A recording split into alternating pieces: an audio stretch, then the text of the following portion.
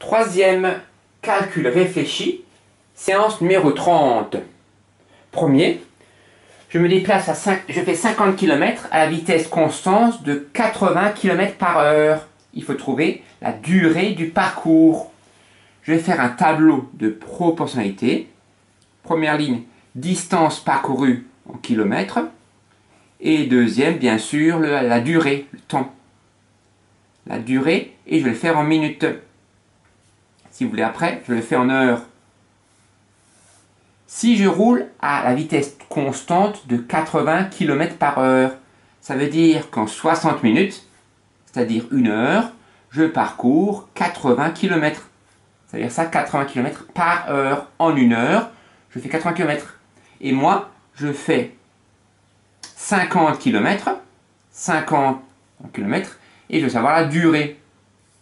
Donc bien sûr, je peux faire le produit en croix.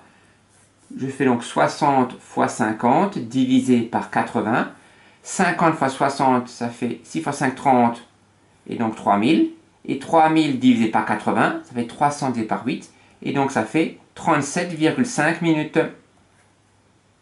Ça veut dire que la durée, j'écris cette phrase de conclusion, la durée du parcours est de 37 minutes et 30 secondes. Pourquoi 30 secondes? Parce que la moitié d'une minute, c'est 30 secondes. Parce qu'une minute, c'est 60 secondes. Ceux qui l'ont fait en heures, ils peuvent aussi. Ceux qui l'ont fait en heures, ils ont fait le tableau de proportionnalité, distance, kilomètres, et là la durée en heures. Donc comme je fais 80 km en une heure, moi je veux savoir quelle est la durée pour faire 50 km. Donc je peux faire le produit en croix comme avant, et 50 fois 1 divisé par 80, ça fait 0,625 heures. Et pour faire ça en minutes, je multiplie bien sûr par 60, et 0,625 heures multiplié par 60, ça fait 0,125 multiplié par 60 minutes, et donc ça fait bien sûr aussi 37,5 minutes. C'est la méthode numéro 1. Méthode numéro 2. Méthode numéro 3, je pourrais appliquer les formules de physique. Comme la vitesse égale la distance sur le temps c'est la distance divisée par la vitesse. Et donc la distance c'est 50 et la vitesse c'est 80. Et je trouve bien sûr aussi 0,625 heures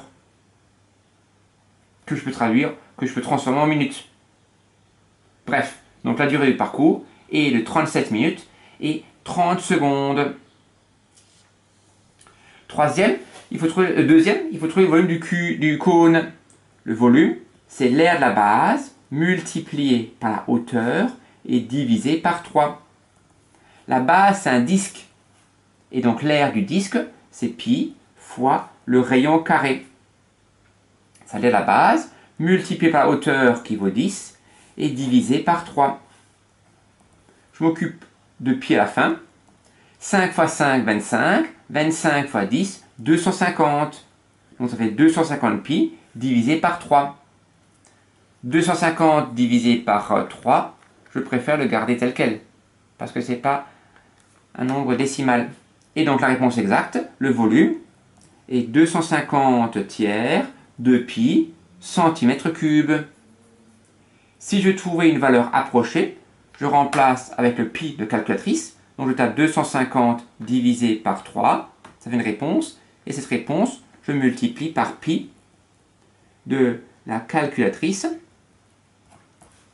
Et je trouve environ 261,8 cm3. Là, j'ai arrondi à 0,1 cm3 près. Et j'ai pris le pi de la calculatrice. Ceux qui prennent pi égale 3,14 environ, donc 250 divisé par pi par 3 multiplié par 3,14, ils trouvent 261,7 en prenant pi et environ égal à 3,14. Troisième, il faut calculer le PGCD de 140 et de 560. Point méthode, je peux calculer la liste des diviseurs. Je peux calculer tous les diviseurs de 140. C'est un peu long, mais c'est faisable. 140, c'est 1 fois 140. C'est 2 fois 70. C'est pas la table de 3, c'est pas un multiple de 3. C'est 4 fois 35. C'est 5 fois 28. C'est 7 fois 20. Et c'est 10 fois 14. Donc là, je vais faire la liste des diviseurs de 140. Je peux faire la même chose pour trouver les diviseurs de 560. 560, c'est 1 fois 560. Pour mettre un peu plus, je vais mettre sur 2 lignes. C'est 2 fois 280. C'est pas un multiple de 3, mais c'est un multiple de 4. C'est 4 fois 140. C'est 5 fois 112. C'est 7 fois 80. C'est 8 fois 70. C'est 10 fois 56. C'est 14 fois 40. C'est 16 fois 35. Et j'ai plus de place. Le dernier, 20 fois 28. Je n'ai pas fait par le croissant, j'avais plus de place. Et donc là, je peux chercher le plus grand diviseur commun. Là, le plus grand diviseur commun, c'est 140. Donc le PGCD de 140 et de 560, c'est 140. Méthode numéro 2, j'aurais pu remarquer que 560, c'est un multiple de 140. C'est 4 fois plus grand. Donc c'est facile. Si je remarque ça, que 560 c'est un multiple, eh bien sûr que le plus grand diviseur commun c'est 140. Troisième méthode, je peux décomposer en produit de facteurs premiers. 140, c'est 14 fois 10. Mais 14, c'est 7 fois 2. Et 10, c'est 5 fois 2.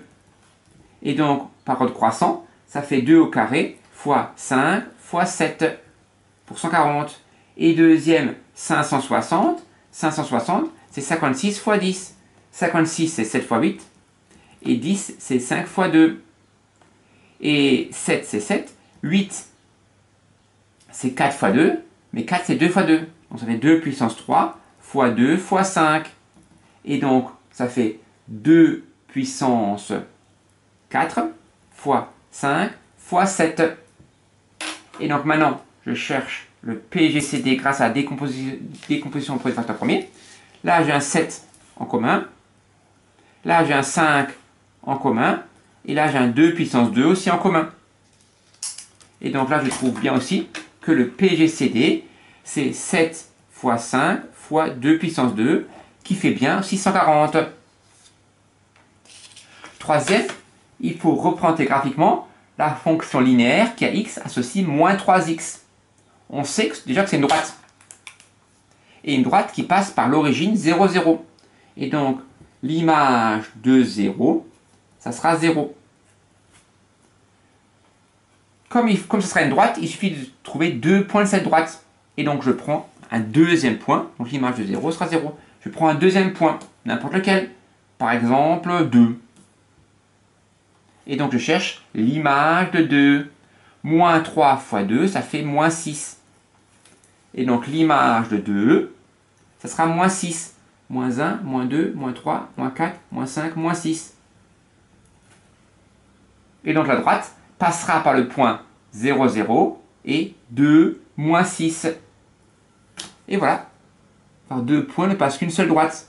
Et donc, je peux tracer la droite ici.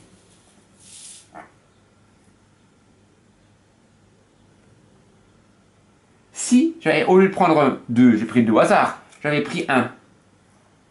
Je retrouve bien sûr la même droite. L'image de 1, moins 3 fois 1, moins 3. L'image de 1, moins 2, moins 1, moins 1, moins 2, moins 3. J'aurais trouvé la même droite ici. J'aurais pu aussi prendre moins 1, Si j'avais pris moins 1, l'image de moins 1, c'est 3. Si j'avais pris ici moins 1, l'image de moins 1, c'est 3. Voilà.